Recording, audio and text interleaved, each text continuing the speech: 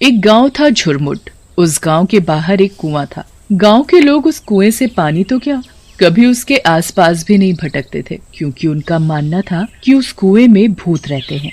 हर अमावस्या की रात को उस कुएं से भूतों की एक बारात बाहर निकलती है, गाजे बाजे के साथ। उस बारात में एक दूल्हा जो घोड़े पर सवार होता है, वो भी भूत होता है। वो बारात गांव में आती है और एक जवान लड़की को ले जाती है। आज फिर ये मनहूस अमावस्या की काली रात आ गई।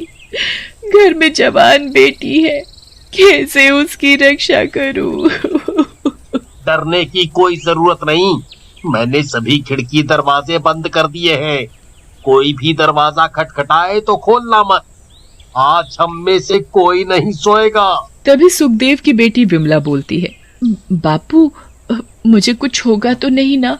मुझे उन भूतों के साथ नहीं जाना। मेरी बच्ची, हमारे होते हुए तुझे बिल्कुल भी डरने की जरूरत नहीं। पूरा गांव अपने अपने घरों में छिपकर बैठा था। तभी ढोल और शहनाई की आवाज आने लगी। वो आवाज उसी बारात की थी जो कुएं से निकलकर सीधा गांव की तरफ आ रही थी। गाँव वालों, दिखाई नहीं देता क्या तुमको? बारात आई है। हमारा स्वागत नहीं करोगे? और मेरी दुल्हन कहाँ है?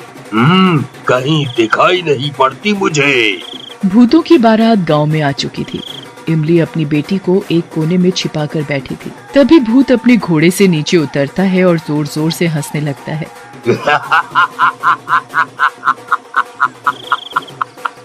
आज मेरी शादी है।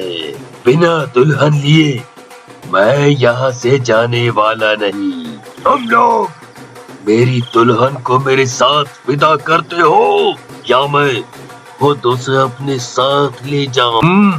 गांव में सन्नाटा था, किसी की कोई आवाज नहीं। तभी भूत किशनलाल के घर में दरवाजा तोड़कर घुस जाता है। तुम्हारा दामाद आया है। स्वागत नहीं करोगे अपने दामाद का? मेरी बेटी को छोड़ दो। उसकी अभी शादी की उम्र नहीं है। वो तो अभी बहुत छोटी है, बच्ची है। मुझसे झूठ बोलता है तू। कल ही तू अपनी बेटी के लिए दूसरे गांव लड़का देख कर आया है। मुझे सब पता है, सब पता है। मेरी बेटी को हाथ लगाने की कोशिश भी मत करना। मैं उसकी माँ हूँ। तुम्हारे जैसे भूत के साथ अपनी बेटी की शादी कभी नहीं होने दूंगी। फिर क्या था, भूत को बहुत गुस्सा आता है। वो किशनलाल और सुमन की अपने दोनों हाथों से गर्दन तोड़ देता है और वो दोनों तभी दम तोड़ देते हैं। पुष्पा अंदर कमरे में छिप कर बैठी थी। माँ, पिताजी, तुमने मेरे माँ पिताजी को मार दिया। छोड़ मुझे अपनी माँ के पास जाने दे। पर भूत उसकी एक नहीं सुनता और उसे अपने घोड़े पर बैठाकर वापस कुएं में ले जाता है। सुबह होते ही इमली और उसके परिवार की सांस में सांस आती है। कल रात हमारी बेटी तो बच गई, पर जो सुमन के परिवार के साथ हुआ वो बहुत बुरा हुआ।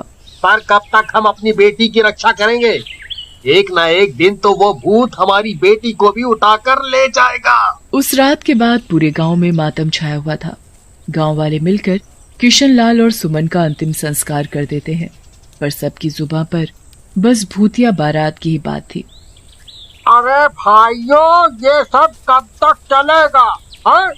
वो भूत इस गांव में घुस जाते हैं और हमारी ही आंखों के सामने हमारी बेटी को उठाकर ले जाते हैं। किशनलाल की बेटी पुष्पा हमारी भी तो बेटी थी। बिल्कुल सही कहा। इस गांव की हर बेटी हमारी बेटी जैसी है। उनकी रक्षा करना हम सभी का फर्ज है। वो तो सही है, पर हम कब तक अपनी बेटियों को कुंवारा रखेंगे? जिसकी भी बेटी जवान और शादी के लायक होती है, उस भूत को पता चल जाता है और वो उसे उठाकर अपने साथ ले जाता है। मेरी बेटी भी है, उसकी उम्र अब शादी लायक हो गई है। मैं कैसे अपने कलेजे को उस भूत के हवाले कर दूं? हम सब मिलकर उस भूत का सामना करेंगे। हाँ। अगले दिन पूरा गांव धर्मपाल की बेटी आशा की शादी की तैयारियों में लगा था। एक तरफ सजावट और दूसरी तरफ मिठाइयां बनाई जा रही। अब फेरों का समय था। दूल्हा दुल्हन मंडप में बैठे थे। तभी अचानक कुएं से भूतों की बारात बाहर आ जाती है।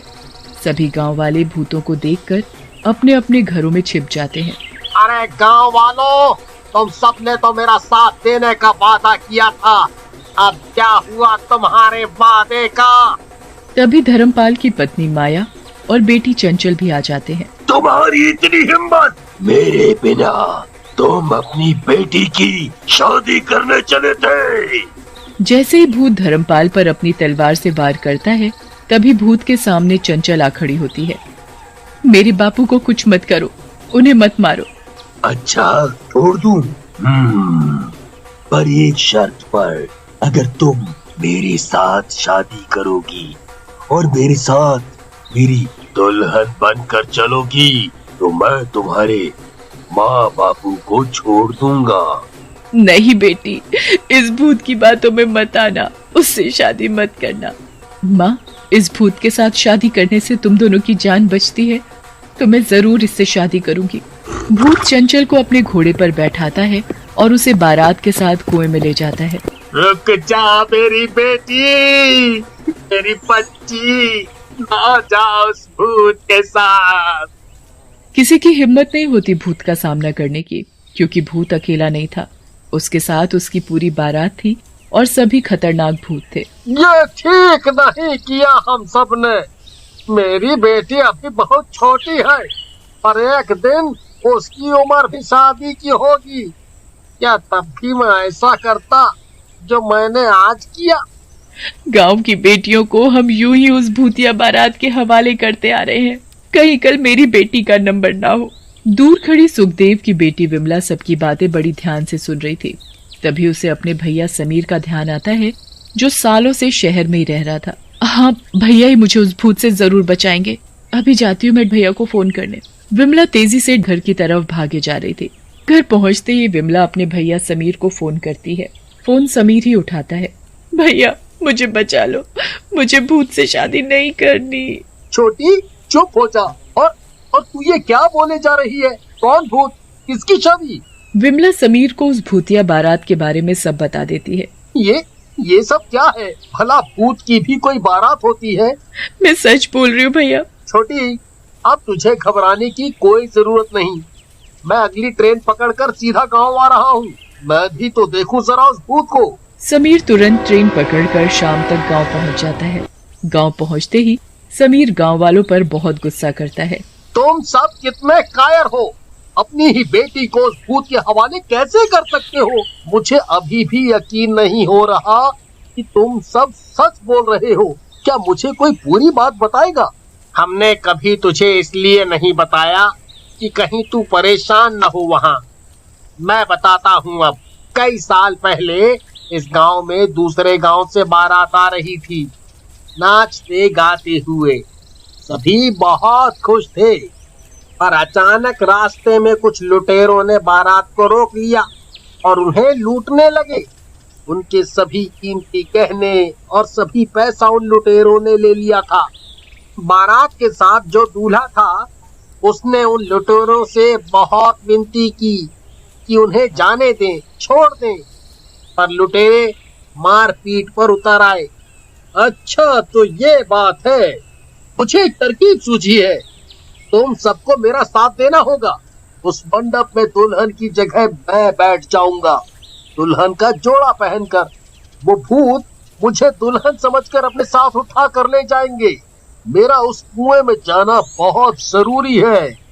समीर ने जैसा सोचा था बिल्कुल वैसा ही हुआ। थोड़ी ही देर में वहाँ भूतिया बारात पहुँच गई।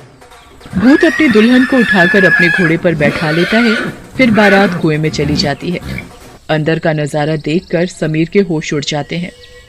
चारों तरफ कंकाल पड़े थे। वो कंकाल उन सभी बारातियों के थे जो अब मरकर भूत बन गए थे। तभी समीर अपने से दुल्हन का जोड़ा अलग कर देता है। धोखा, मेरे साथ धोखा हुआ। दुल्हन की जगह इस लड़के को भेजो। तभी समीर अपनी जेब से माचिस निकालता है और उन सभी कंकालों में आग लगा देता है। सभी कंकाल जलते ही पूरी बारात दूल्हे समेत गायब हो जाती है।